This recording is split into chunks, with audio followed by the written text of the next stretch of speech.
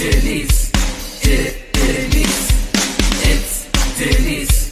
It's Denise. It's Denise. Denise. It's a podcast party. It's a podcast party. It's a podcast party. I gotta say, I feel like we're besties now after this. What's up, guys? It's Denise Salcedo. Hey there, everyone. Happy Wednesday. It is Denise. Welcome to Speak Now Pro Wrestling. Today we are chatting the April 27th edition of AEW Dynamite, which kind of featured a lot of stuff on today's show. A lot of match announcements, which we're going to go ahead and get into. A big match announced, made official for AEW, Double or Nothing, and so much more. But before we get started with everything, I want to welcome each and every single person that is here today. Thank you guys so much for choosing my stream to come into here today. On top of that, for those of you who are new here, this is a very interactive show. I will be reading your guys' thoughts, your guys' comments, etc. However, if you guys want to help support the show, if you guys want to help support me, and you also want to get your comment, your question, or whatever it is read on the show at any point throughout the show, you are more than welcome to send in a super chat. If you do send in a super chat, you will get your comment read on this show. And on top of that, it keeps me funded. So all good stuff all around. Guys, I'm feeling good. You know what? Usually when we have a really good episode of Dynamite, I'm usually feeling like pretty pumped. Like I just can't wait to get on here and talk some wrestling with everybody. I would say like today's episode wasn't like OMG or anything like that, but I still feel good. Like overall, it was a solid show. I think it was a solid show. We got a lot of good stuff, so I can't wait to get into all of that here today. So let's do this, everybody. Let's hop into AEW Dynamite and talk about what went down on the show. We're going to go ahead and kick things off, as always, in a nice chronological format, and we kicked things off today with a match that when it was announced, a lot of people were like, oh shit, this is totally happening. And it happened. I think we all enjoyed it. Let's talk about it, because we got Dax Harwood versus Cash Wheeler here tonight. And in case you're wondering who these people are, it's that really good tag team that's been collecting a bunch of belts everywhere. And like CM Punk said, one bald guy and one guy with hair. I loved it, by the way. We had CM Punk on commentary, who was just making me laugh throughout the entire night because he was just out there having a blast, just like Dax and Cash were. What we got in this match was exactly what I was expecting. Two guys that are, just killing it as of late. Like I said, collecting belts left and right, going out there, having dream matches with all sorts of opponents. We all know their recent match that they had with the Briscoes, etc. They're going out there and they're just having their time of their life. And here today, we got to see them go up against each other. And this was a competitive match between two guys that know each other very well, respect each other very well, and are also respecting the tournament and the tournament that they are in, the Owen Hart Cup, and showing respect for the Hart family, etc. So we got all of that intertwined in one here today. And I want to kick things off by saying that I always talk about the little things that kind of make things a little bit funnier or more special, or whatever the context of the conversation is. And starting things off immediately, we had both guys coming out together at the exact same time. And it was pretty darn hilarious because obviously they're a tag team. They have the same theme song, but they could have easily done like play the theme song, one guy comes out, play the theme song, the other guy comes out. But they knew, hey, why take up so much TV time and let's both come out. But it was little things like just that kind of got me started off like in a good mood. But anyways, this match though, this was fun. At the top of it, we saw them literally mirroring each other, where they would do something, the other guy would do something, and they would end up just kind of like, they knew what to expect from the other person. Why? Because they know each other so well as a tag team, which is why it makes these matches extra cool, that sort of thing. On top of that, immediately after they have that first exchange to kick off the match, they shake hands. I really like that. We already know, hey man, this is not a this is not a blood feud. These two guys know and respect each other. So I did like that. But there was a lot that I liked during this match. One of the things that I want to mention too is that during the picture in picture, so many times in these matches that, I don't usually watch the picture in picture, but when I do, I kind of see that sometimes certain guys are just like, rest, hold, let's chill. We all know we're in a commercial break, and the crowd knows that they're in a commercial break, etc. The whole world knows they're in a commercial break. So I gotta shout out both Dax and Cash for not doing that, because this time I actually paid attention to the picture in picture, and what we got here was like they continued the match. Like, if you were in the audience, you probably wouldn't have known that they were, in commercial break, because you were seeing them still exchange chops. You were seeing them, hit uppercuts, etc.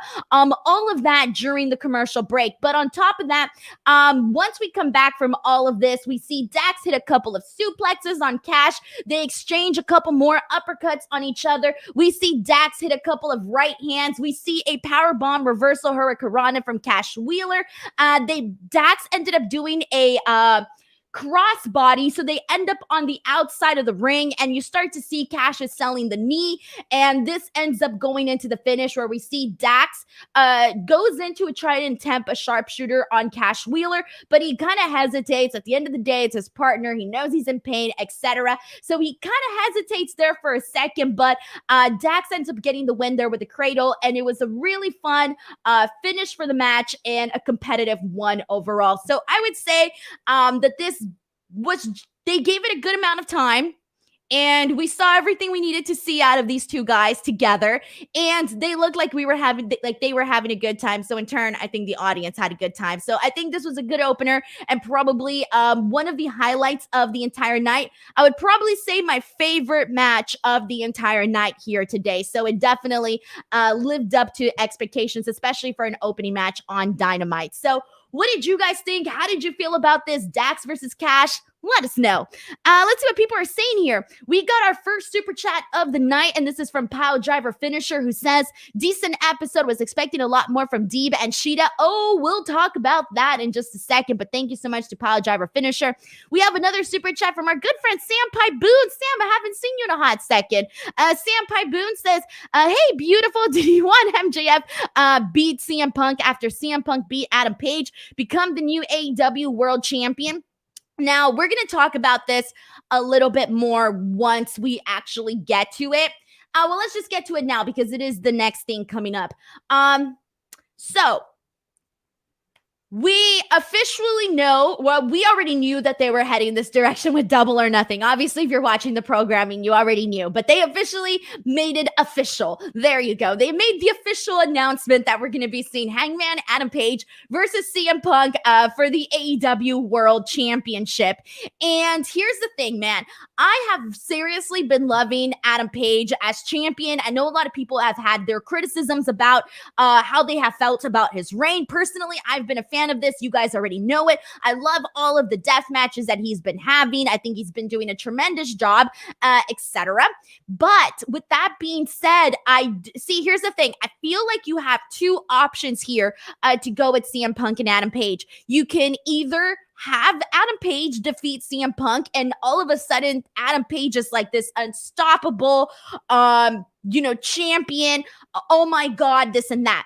Or you have CM Punk defeat Adam Page, and it's like this grand, majestic moment where it's like, damn, CM Punk was gone for 7 years. He was out of the wrestling business, and here he is. He's back in this new promotion. He's going out there having all of these, different matchups with, young guys, etc. And everything he's been doing for it to cultivate into this big moment where he is champion of a promotion once again. So those are the two ways I think you can look at it. So with that being said, to answer your question, I say pull the plug and have CM Punk defeat Adam Page. I'm going to just go with CM Punk because I think that moment of him holding up the AEW World Championship and, this new promotion that was not a thing when he was, exiting, wrestling, etc. And when he was gone for wrestling for several years, I personally think that it would just be like this, like, holy shit, nobody ever expected it type of thing,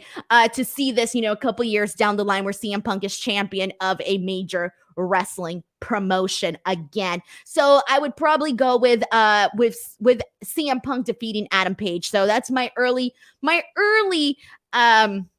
feeling towards this. And again, we're still pretty much a month away from Double or Nothing. So obviously there's still more to come there.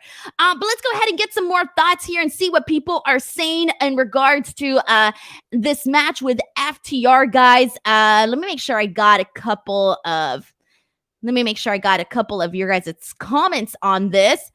But I think for the most part, everybody is putting over this match with Dax and Cash. And we got more people putting over that Cash and Dax ruled. Good stuff. And this is a comment from Dale Arazi who says, FTR is that team that WWE ruined for me, but I know deep in my heart that they are one of the best. Well, I mean, look, here's the thing. Like, you can have all of your thoughts and opinions about what went down with them before in WWE, etc. But I think now FTR has done more than enough to prove themselves as one of the top tag teams. They've definitely done more than enough, guys. More than enough. All right. So, we got a lot of people here sending in some thoughts on Page and Punk. And this is one from Leonard Aarons who says, Page Punk, here's the first legitimate title match that's going to divide the fan base. Do you think this match will be like 50-50 in terms of who people want to see winning the bout? Man, I don't know, because like I said, you can see it one of two ways. And personally, I just feel like it would be a grander moment to have CM Punk. I feel like you can't pass up the opportunity. You just can't pass up the opportunity of having CM Punk as your AEW World Champion. So that's kind of where I side on this stuff, honestly. That's where I side on all of this. This is a comment from 182 who says, I think every wrestling fan would love to see Punk as champion again. I'm interested in the heel face dynamic. Pretty sure Punk is not going to get booed there. Difficult to build it face versus face. I don't think so, because at the end of the day, you have somebody that, the people are passionate about, both Hangman Page and CM Punk, but in different ways, different ways, different reasons. Like, CM Punk is the guy that, like, so many of us, fell in love with as a wrestler, became a big fan of his. Wherever it is in that point that you became a CM Punk fan, he made a mark on you for a lot of people, or else he wouldn't be this, famous and popular. So he clearly made a mark on a lot of people. And so, we followed and known his journey for a long time. And for a lot of fans, including myself, like, CM Punk is that guy that, maybe formed an attachment between you and pro wrestling, because he's that guy that people just loved, like CM Punk is literally just a freaking loved guy, right? And he's been loved for years by the fans. But then you have Hangman Adam Page, who is obviously, becoming a big star, became a big star in AEW. And so now you have this new guy who has also won your heart, but in a different phase of your wrestling career, of wrestling fandom, depending on how long you've been watching wrestling, etc. So I feel like there are guys that you're fans of, but for different reasons, and you probably became a fan of theirs in a different portion of your life. So I do think that they cannot pass up this opportunity to have CM Punk as AEW World Champion. All right, so let's go ahead and continue on from here. So let me see if there was anything else I wanted to say. Yes, let's talk about that CM Punk promo, because there was a really good line during this. So he basically says that for a second he didn't know if he still had it in him to go out there and do what he's been doing in AEW, but obviously he has come to find that he has. He says that every match, excluding the one with Eddie Kingston, every single match in AEW was essentially a warm-up leading him up to this match with Hangman Page. So I like that. And I really like that he excluded the match with Eddie Kingston, because that shit was a banger. An amazing match, right? And such a good feud with good storytelling. It had everything that you could possibly need in a feud between two men. So on top of this, so he excludes that portion of it. Great. And as we all know, AEW Double or Nothing is taking place in Las Vegas. You go there, you gamble on it, okay? We all know that. So he says, I'm not a gambling man, but if I was going to put a bet on anybody, place a bet on anybody, it'd be on myself. So I really liked that. And then he says he's going to continue to fight until the wheels fall off. Very passionate, got the crowd hyped, gave everybody their I get to cheer for CM Punk moment, and all was good. So CM Punk versus Adam Page is definitely hot stuff, man. Hot stuff. And this is the match to headline AEW Double or Nothing, returning to Las Vegas since they haven't been there because of COVID, etc. So this is the big match to do it in. A big show to do it in, and the right match to do it. This is a marquee match, guys. Alrighty, so let's go ahead and we got more people here, guys. There's Pyro who says, man, I would rather not see Punk as champ, but I realize I'm in the minority. Honestly, like I said, guys, I think that just adds to my point that a lot of people love Hangman Adam Page too. So I feel like even if you consider yourself in the minority rooting for Adam Page, I can't blame you. Like if Adam Page were to defeat CM Punk, it's not like I'm going to be sitting here like, let's freaking riot. This is shit. Let's freaking riot. And I ain't gonna be doing that. And I don't think a lot of people are gonna be doing that. People will be like, you know what? Good stuff. That was the outcome. That's the outcome. But again, I think CM Punk is the way to go. But let's go ahead and continue on from here. Once again, guys, friendly reminder, if you want to make sure your question, comment, or statement, and also help me out here on today's show, at any point, you are more than welcome to send in a super chat. But now, let's go into this next match. This one for me, I think, so we had the Blackpool Combat Club, Bryan Danielson, Jon Moxley, Wheeler Yuta, taking on the team of Nick Comoroto, Aaron Solo, and QT Marshall. So, honestly, this match was like whatever's to me. I think I could have, honestly, I'll be real with you. I think they could have done without this match here tonight to give more time to another match that I think would have benefited a whole lot if it had a couple of extra minutes. I don't want to talk too much about that match yet, but the match that I'm referring to is Hikaru Shida versus Serena Deeb. Personally, I think they could have that match needed more time to tell a significant story. So I actually would have done without this match here tonight on this card. I didn't really feel like we needed it. It was an okay match. It really didn't pick up until after the commercial break when Daniel Bryan got in the match and he's going and hitting Aaron Solo with a bunch of strikes on the corner. That was cool. Danielson doing a tope to the outside, landing on QT Marshall and Nick Comoroto. That was cool too. Daniel Bryan doing a drop kick on Aaron Solo as Aaron Solo was, going off the top rope. Blackpool Combat, I can't say it. Blackpool Combat Club. There you go. I got to really focus in on it. BCC. Yeah, BCC. All right, BCC.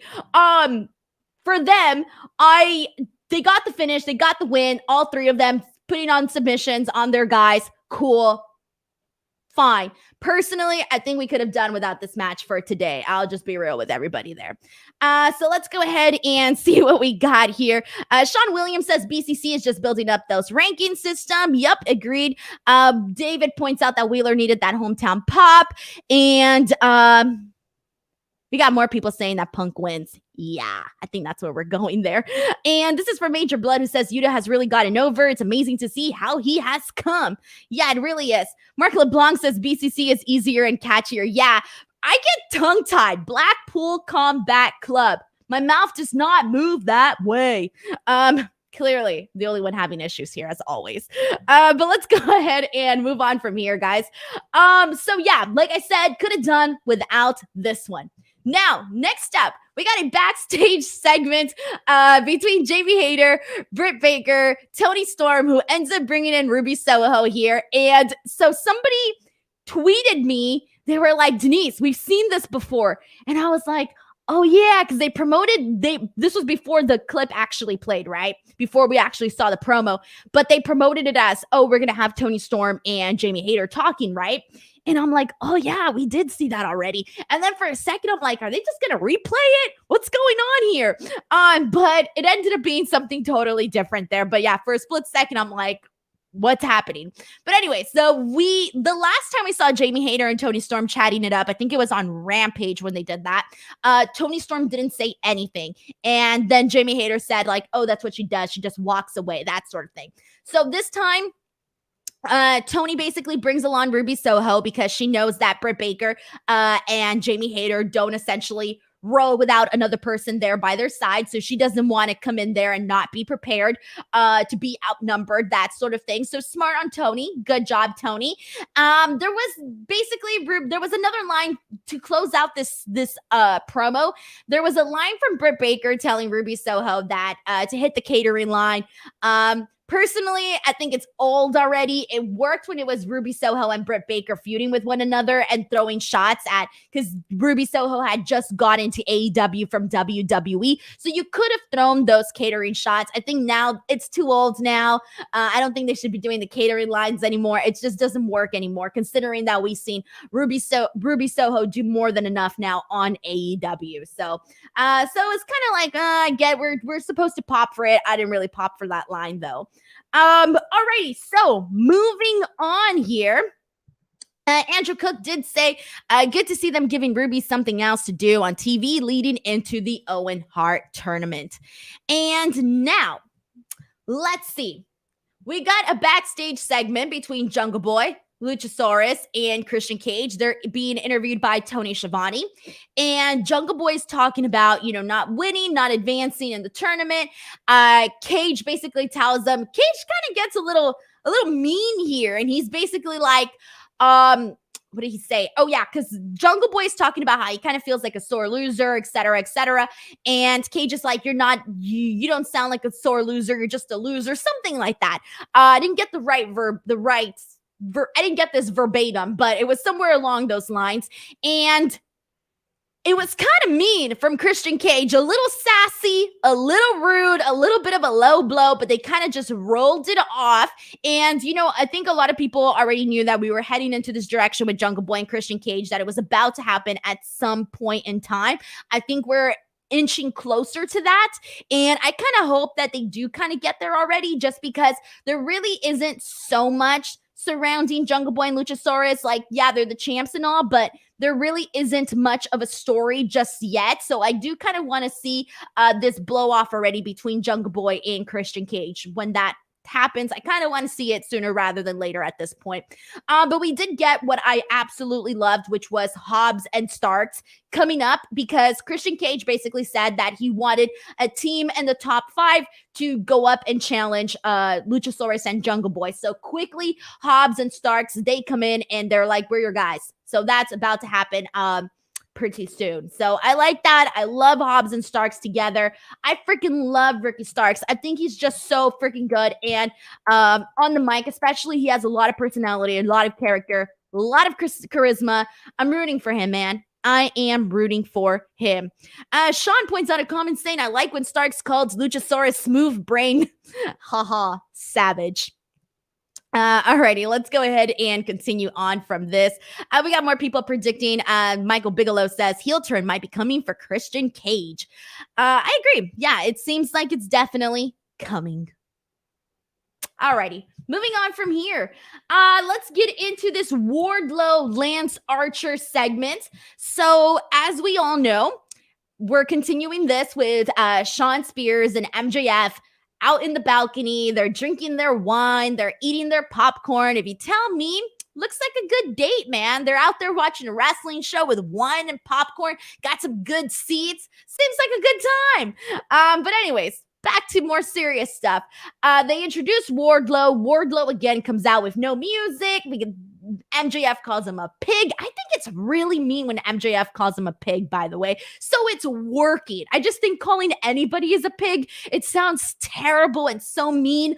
So yeah, it's working. It's really working. I think that MJF's calling him a pig. But anyway, so this So Wardlow comes down. He's obviously escorted by security. He's handcuffed. Lance Archer immediately leaps or launches his whole big old frame right into Wardlow. Excuse me. So this match gets started off right away, but Wardlow immediately pins Lance Archer into a corner and literally starts just jamming, doing a little spear right into him, etc. multiple times.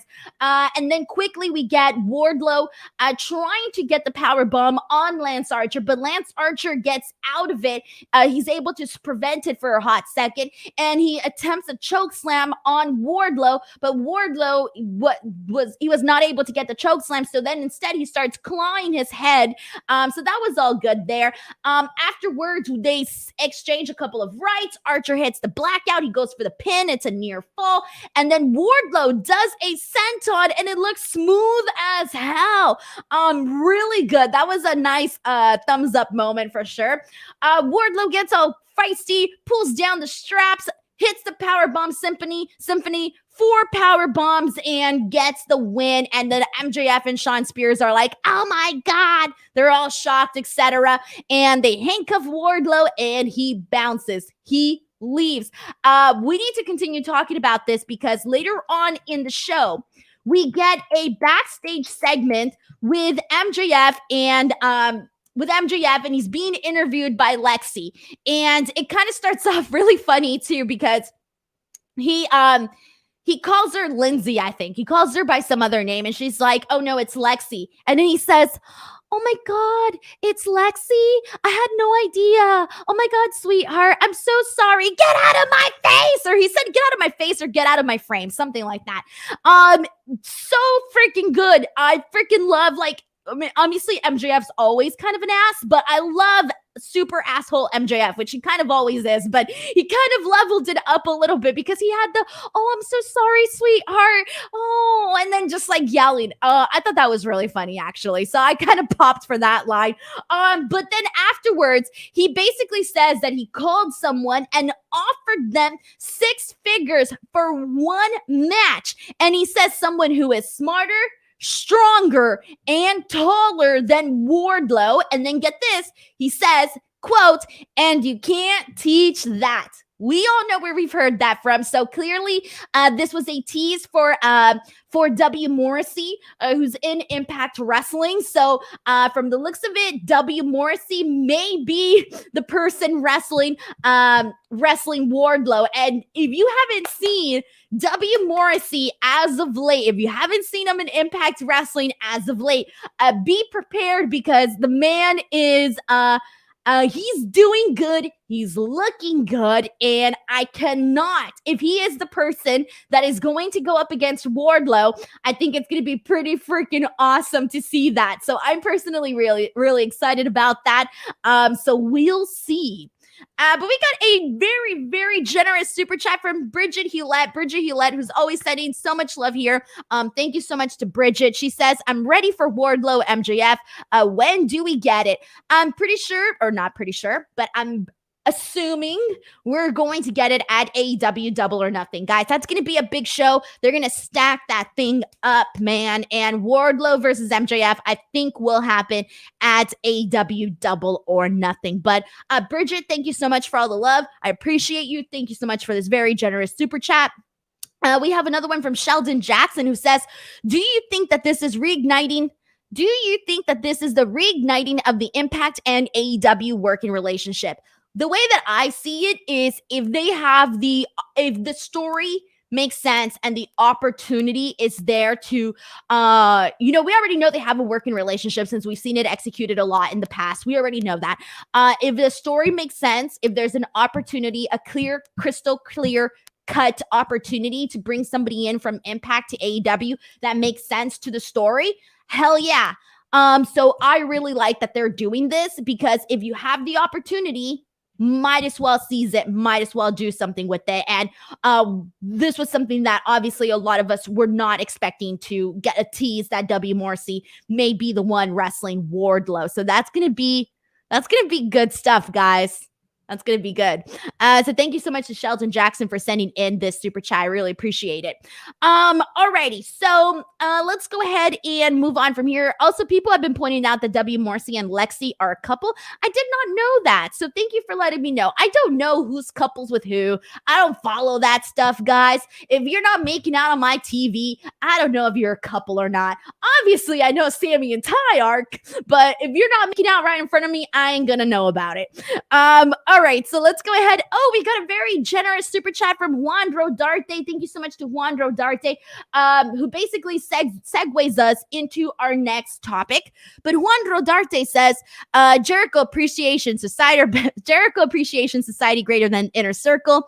When I hear Philly, I think ECW. When I see Barbed Wire, I think Omega versus Mox. Lights out match. Well, when you hear Philly, you think ECW. When I hear Philly, I think Philly cheesesteaks. I tweeted that on Twitter, I think twice already, and it never gets old because I keep thinking it every single freaking time.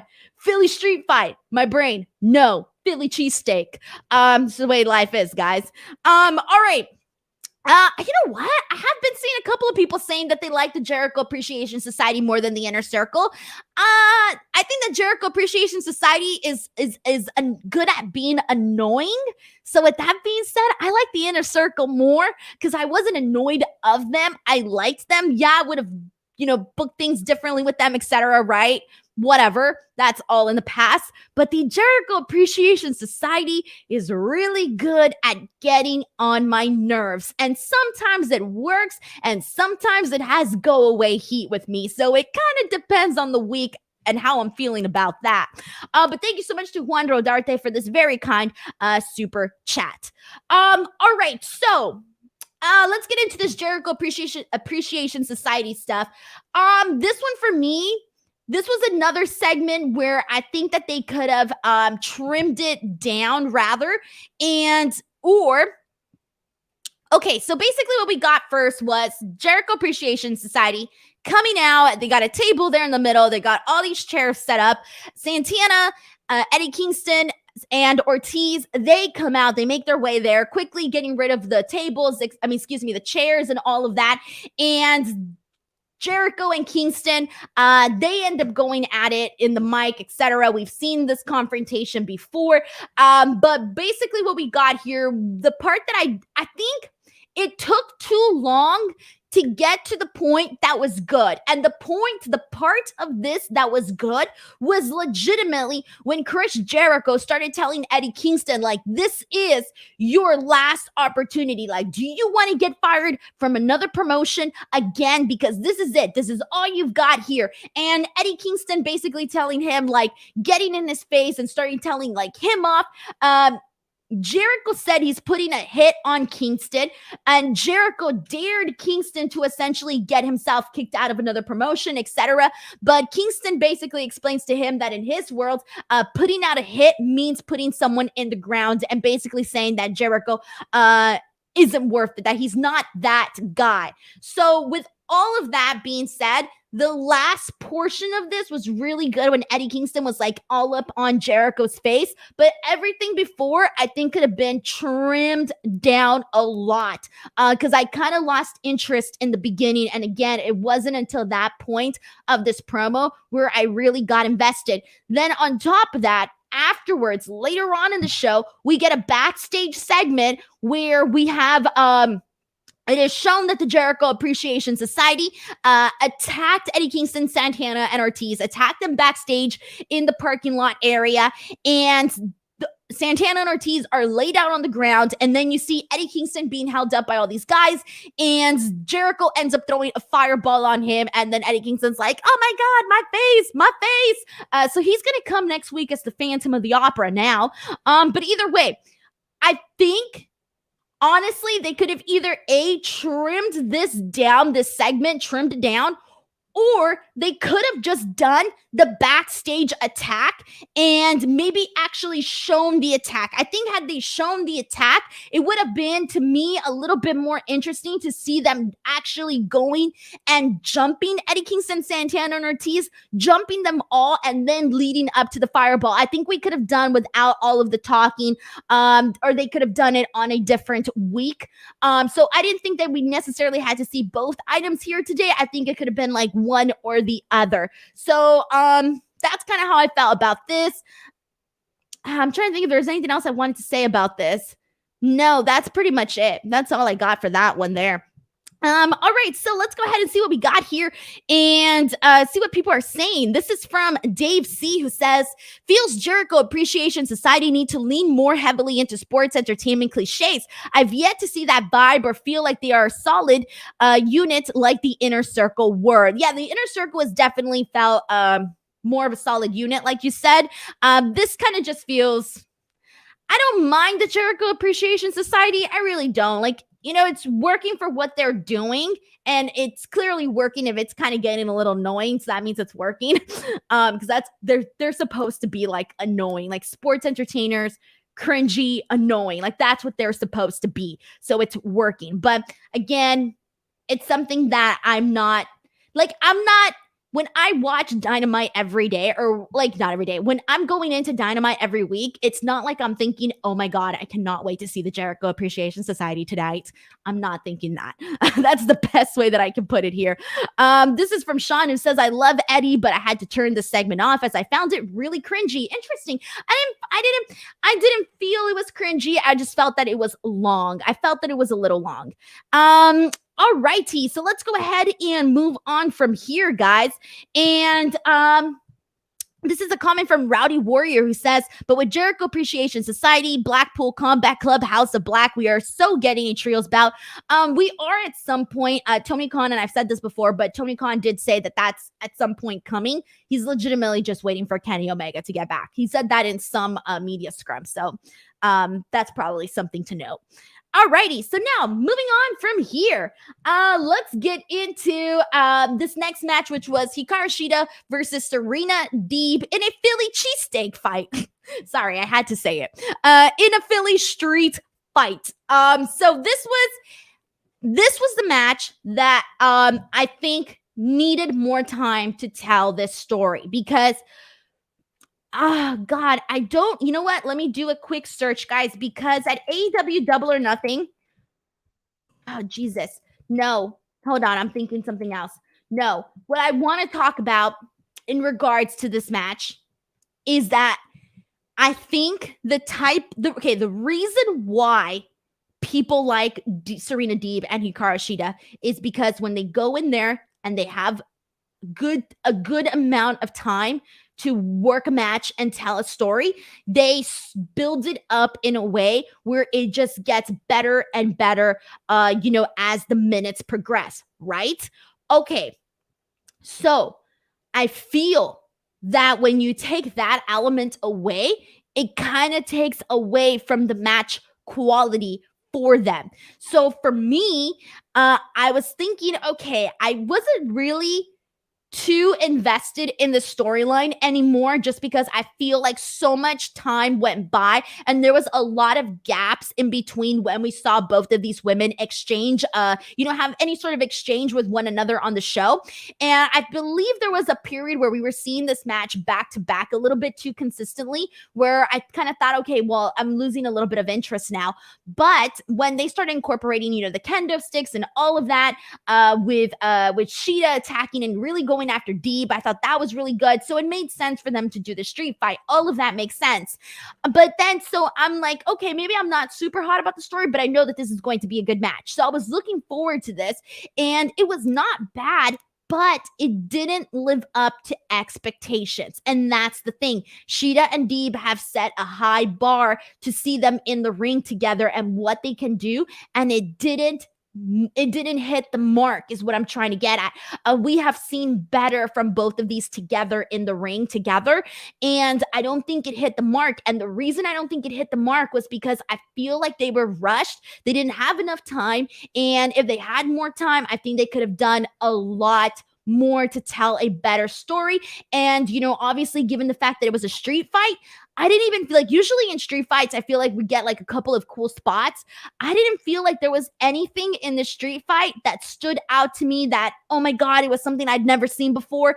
No, none of it. There was nothing that stood out for me. And that was kind of a little bit, of a bummer. There were a couple of decent moments. They obviously incorporated the kendo sticks. They incorporated the chairs. There was a moment where we see Shida hit the Falcon Arrow on Serena Deeb. That was cool. Deeb hitting the detox on Shida. That was cool. Deeb banging Shida's knee onto the chair. That was cool too. Her tapping out to the Texas Cloverleaf. The finish was great. Let me add this. Let me make sure that I say that the finish was great. The finish was great. But there wasn't anything that really stood out to me going into for the entirety of this match. There wasn't anything that really, really stood out where I'm going to remember it in a couple of months. I'm not going to remember this match I might not even remember it in 2 weeks. So that's where I think they've kind of failed there. They should have given them more time. And like I said, you could have taken out that the BCC match because it was just kind of there. It wasn't anything too special. So let's go ahead and see, what did you guys think? How did you feel about this Shida Deeb match? Do you think it lived up to the expectations? Or do you agree that it did not really live up to the expectations, especially given the stipulation and all of that here? Let's see what we got. We got a couple of comments in here in regards to that. Oh, yes. And thank you to Roberto for reminding me here. So afterwards, after this match ended, they showed that Thunder Rosa was watching. And with Serena Deeb obviously getting the win, it looks like we're going to be headed into Thunder Rosa, Serena Deeb, and let's get there. Let's speed to that because that is going to be good. And they need to get Thunder Rosa more on the show. She is your AEW Women's Champion. She should not just be an afterthought. Okay. They need to have her out there more. So get this going, get this started with Serena Deeb ASAP. Let's go ahead and see what people are saying about this. This is from Hector Rodriguez. It says Deeb's selling was a glorious and worthy of a master. Rumple Foreskin says, love the Holy Shida chants. Pile Driver Finisher says, props to Deeb and Shida for hitting themselves the way they did, but it should have been more hardcore. Still enjoyed it. And let's see what we got. Let's get some more thoughts in here. And Sean Serrani says, I hope they feud forever like Raven and Tommy Dreamer. Love their chemistry. I think they'll always have, they'll always have that chemistry. Whatever, no matter what, moving forward in AEW, no matter what, you're always going to remember these two, even when they move on to other things, etc. We got Major Blood saying women always need more time. They tend to always have one match and one segment on every show. And that was obviously a huge topic this week after Becky Lynch's comments on her recent interview. And this is a comment from Leonard Aarons III, who says, I like the story that was told, love the powder spot, really liked how Deeb worked in the leg while going gutter with it, which led to the finish, which saw Shida tap out. Al Profe Jr. 88 says this match would have been better at a pay-per-view, but as far as a TV match, it accomplished what it set out to do, give Deeb a signature win as she faces Rosa. Yep, exactly. And we got a super chat from Pile Driver Finisher who says Shida versus Deeb had to be on site. Good one. Really, really good one. Thank you so much to Pile Driver Finisher. And let's go ahead and move on from here. All right, so now let's see. After Shida versus Deeb, we got the MJF stuff, which I already talked about. We got a return of Rey Fenix. All right, so Fuego del Sol, we come back from commercial. He's thrown there on the floor with a big spotlight shining on him. And then afterwards, the House of Black come out. They're going to do God knows what to him. And instead, we end up seeing Penta come out. We see Alex Abrahantes out there, and they end up getting distracted. From behind, we end up seeing Rey Fenix, who comes back. He's got the shovel. He attacks them. He ends up doing a double stomp off the top rope to, it was Buddy Matthews that he did that to. So the Death Triangle is back. They're reunited. They're good to go. Yeah, I mean, House of Black, honestly, has been not very interesting. I'm not I'm not that big of a fan of the House of Black. And the reason I'm not that big of a fan of the House of Black is I really haven't been given a reason. I feel like they're just the guys that come out, talk all this dark stuff. The production is cool. But other than that, I'm not interested. I haven't been interested in the story that they've been telling with Fuego del Sol.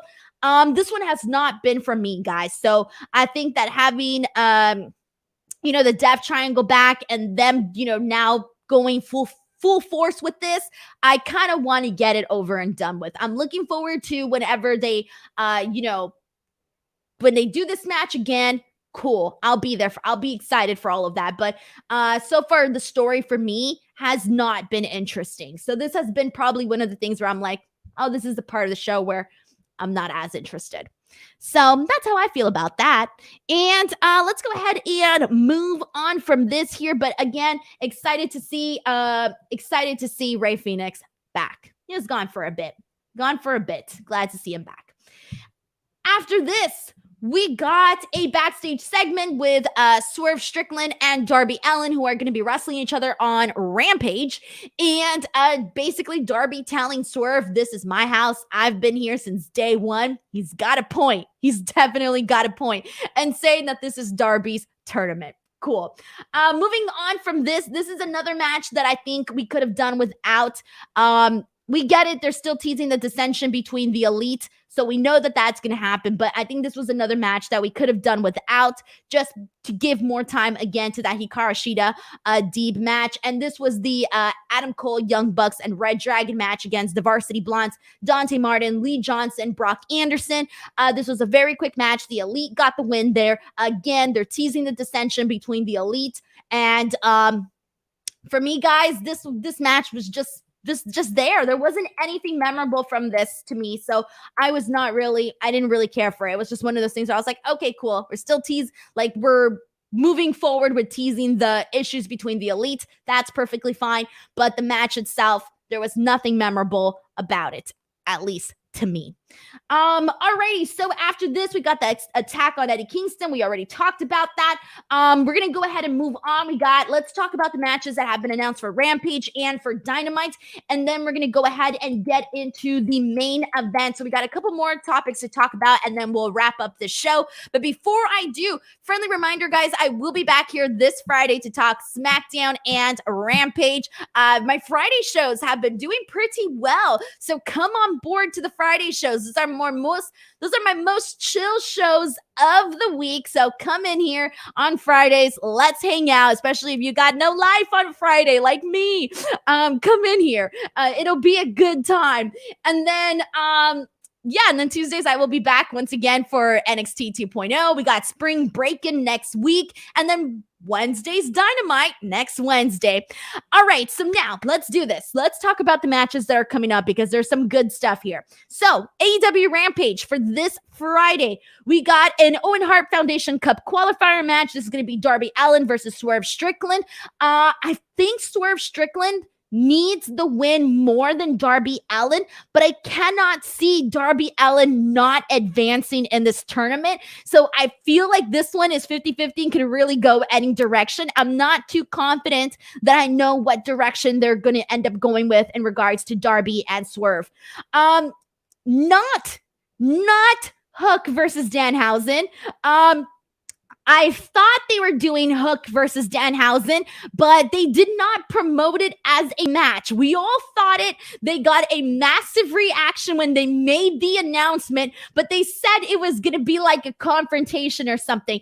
It was not promoted as a match, and I made a big giant boo-boo, and on Twitter, I was like, oh my God, Hook versus Danhausen, and then I was like, shit, they didn't even say that. Oh my God. So I think we all got fooled when we just saw their graphic coming together and everybody just assumed we were going to get Hook versus Danhausen. But from the sounds of it, it is not a match. They could change it into a match, but at least right now, it's not a match. But anyways, Hook and Danhausen are going to have their confrontation and that sort of thing. Alrighty. On top of this, For Rampage, we're also going to be seeing Jade Cargill and the Baddies, Red Velvet and Kiera Hogan versus Willow Nightingale, Trish Adora and Sky Blue.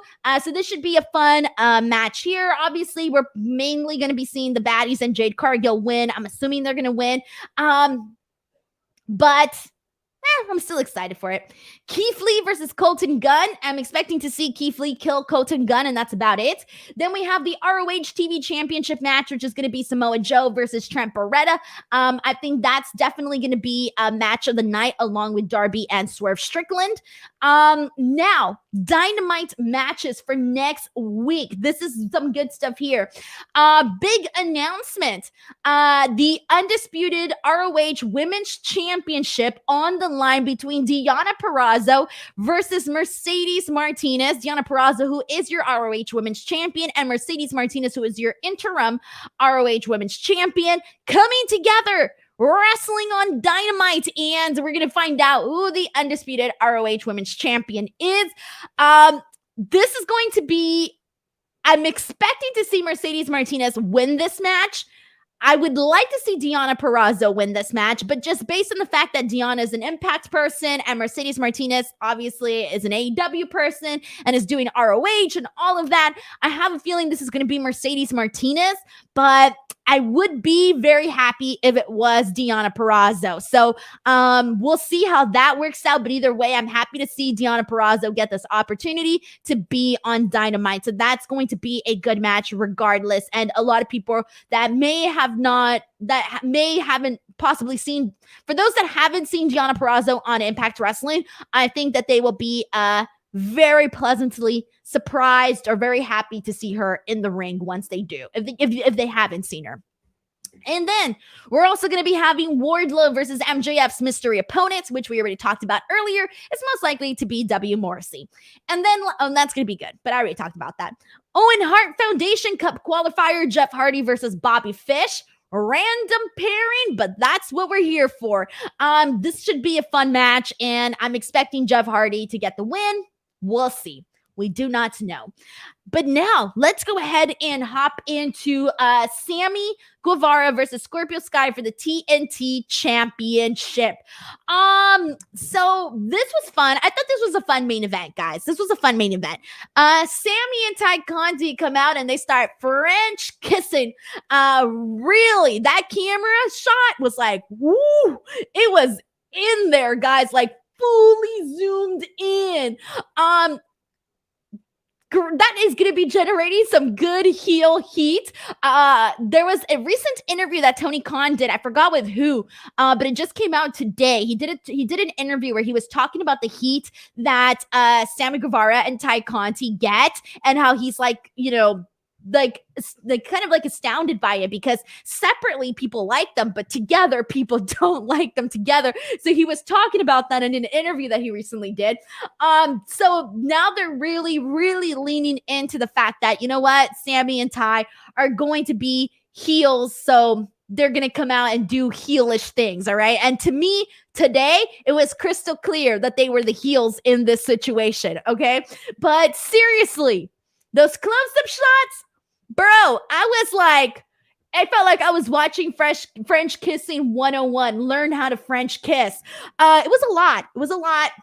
Sammy really went in there. A lot of tongue movement. I don't know why I'm talking about this. Let's break down this match.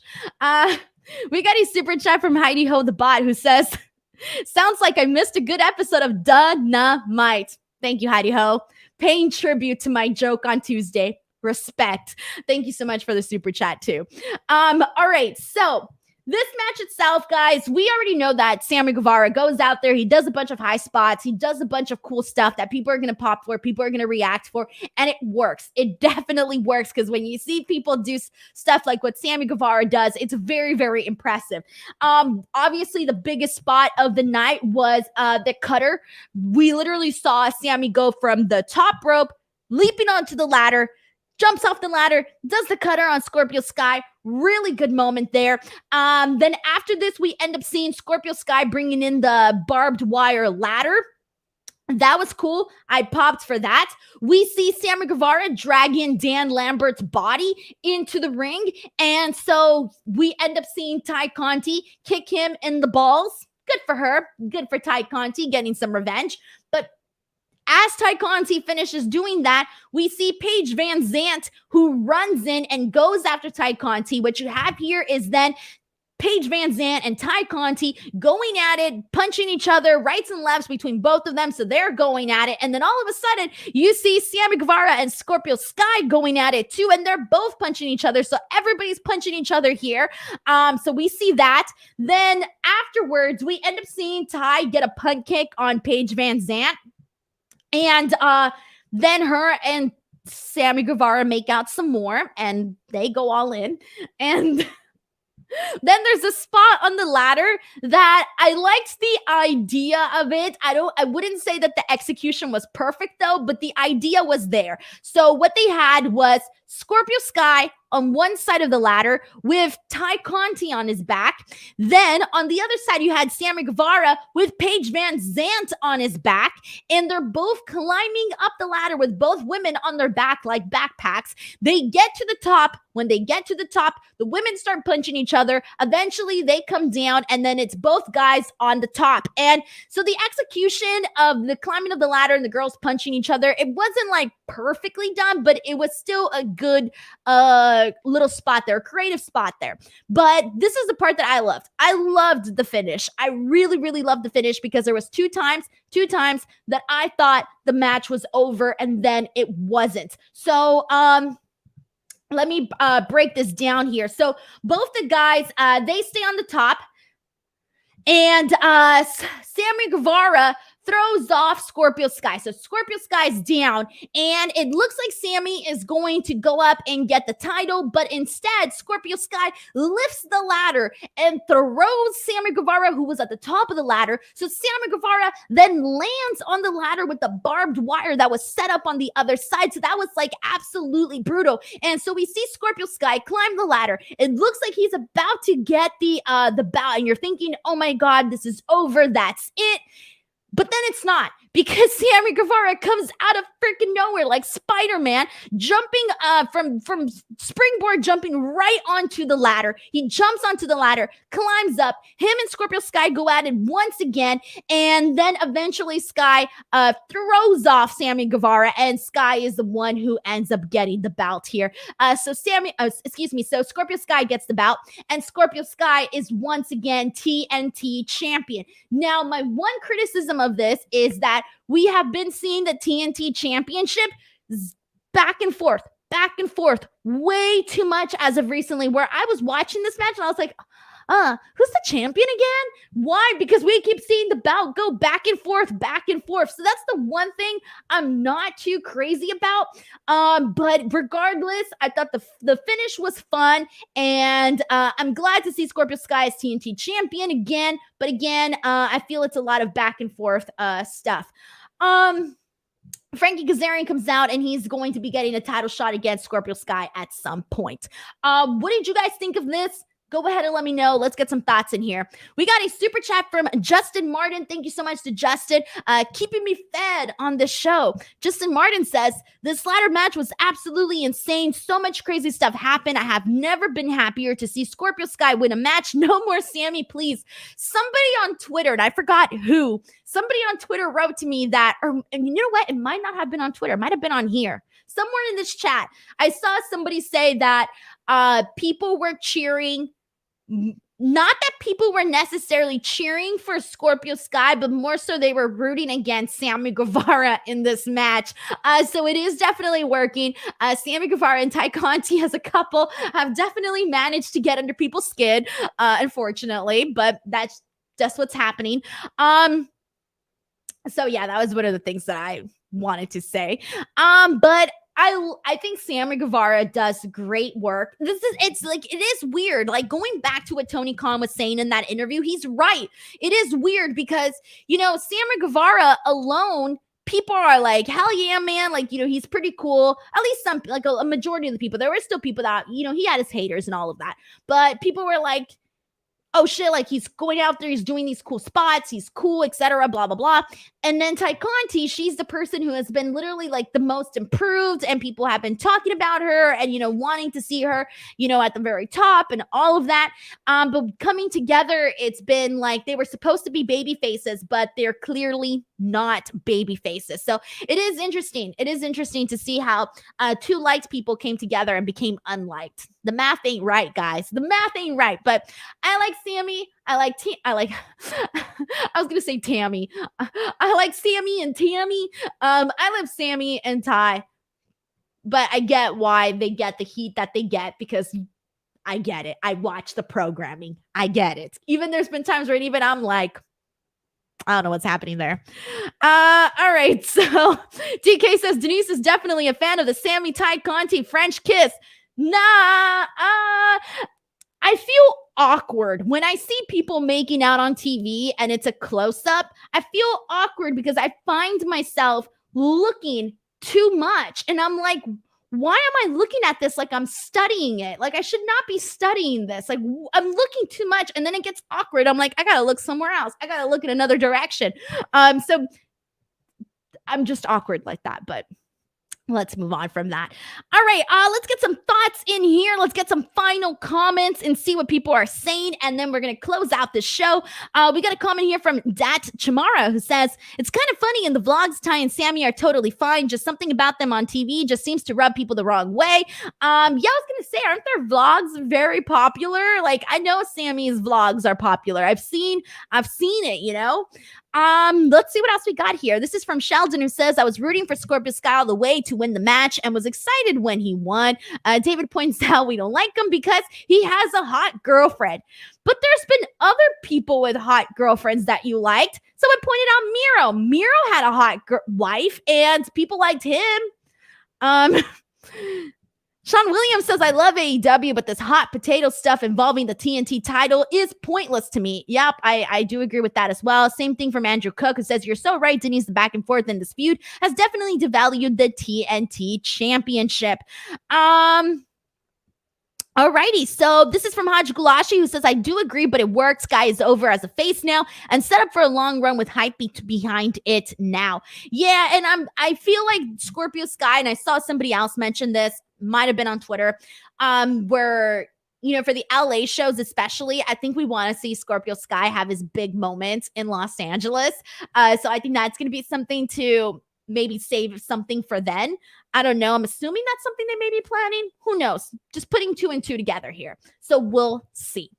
And alrighty, guys. So there you go. That is pretty much what we got today for AEW Dynamite, April 27th. As always, I want to thank you guys so much for coming into the shows each and every single week. You rock. I will see you back here on Friday. And just to please share this video if you guys want on social media, your favorite platforms. Give this video a like, comment, subscribe to the channel, all of that good stuff. It really, really helps us grow this show. So yeah, that's about it, guys. Have a great night. Thank you guys so much for joining me as always. Take care, everybody. Bye.